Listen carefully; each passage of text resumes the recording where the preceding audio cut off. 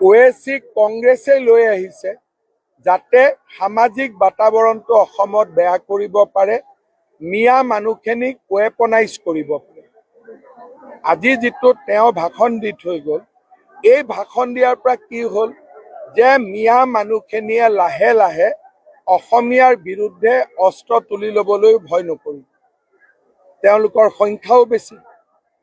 কালি যিটো ভাষণ বা যোৱা দুটা দিনত যিটো ভাষণ দিলে, সেই ভাষণটোৱে এটাই কি কৰিলে যে মিয়া মানুহখিনিক আমাৰ ভাষাত ৱেপনাইজ কৰি পেলালে, যে কালি ৰাস্তালৈকেও তেওঁলোক ওলাই আহিব ভয় নকৰিব।